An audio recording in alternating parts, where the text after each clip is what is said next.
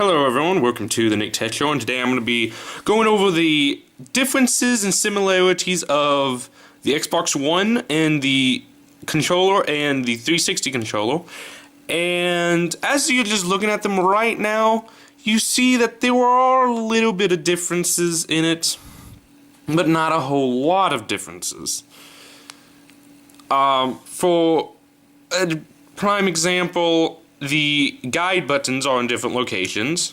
Usually the guide button would be in the middle, right here, and then the start and select button, which there is no start and select button on the Xbox One controller, as you can see. Sorry if it's throwing the light on the controller is kind of glaring into the lens.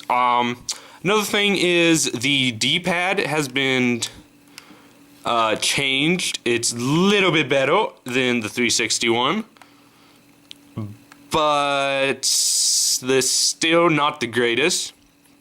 Also, if you look at the analog sticks, the 360 controller, you can see they're just plain rubber. This one, on the Xbox One, it actually has a textured leather on the ends of it, so it actually feels very comfortable in your hand and using it. Also, another difference is the bumpers and triggers. The bumpers and triggers, the triggers are actually further up to the bumper, where it's easier to use. Actually, it's a lot easier to. It's right there. Something that I kind of was disappointed with the 360 controller, because they were just a little bit back where it was uneven with the bumper, and you can easily hit the bumper easily. The bumper is bigger, and it's a lot easier to hit than the 360 ones, since the 360 ones have the smaller triggers and the bumpers right up here.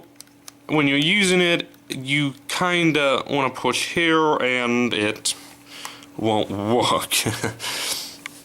And as you can tell, the buttons have been redesigned a little bit to be more, well, they stick out more. And at the back, as you can tell, they have changed the back, where you don't have the battery pack, like right here. They've cleaned it up a little bit, where there's no big bulge in the controller.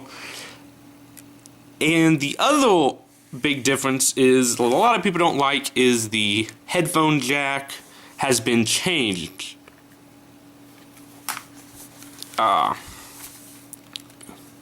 To that, so it's okay, I guess. I never really used the headphone jack with 360 because I bought a wireless headset that just connected through the Xbox, so I never really needed to use that. Also, the last difference, and what's actually pretty neat thing that I wish the 360 controller was a little bit better at, was, as you can tell at the back, the 360 had like just a chip for your charge plug-and play kit, and on the Xbox One, it has a micro USB port. Now, what's great about this is, let's say you have batteries in it and they die, and you don't have any batteries laying around the house, but you have a micro USB cable. That will power the controller. It sends input through the cable. That is one thing I love the most. And I've actually used it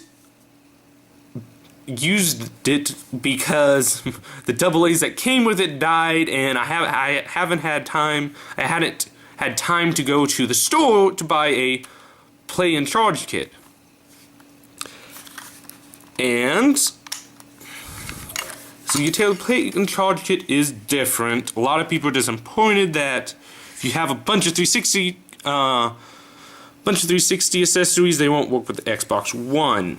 The charge kit is a little bit smaller and different connector. I actually like this one better because you actually have to use the back for to keep it. That's one thing I didn't like about the 360 because you lose the battery thing and you're screwed. As you can tell, it's a little bit different. I don't know why I did that. A little bit different in sizes a little bit. It's thinner, and a lot smaller. So yeah. So that's the my video on comparing the 360 and Xbox One controllers, and I will be doing a comparison of like the consoles itself, like the differences and the size of it. And also we'll be doing one with the Kinects, the two different Kinects, the differences with the Kinects. And hope you like this video. Please like, subscribe, comment, and share. And I will see you in the next video. See ya!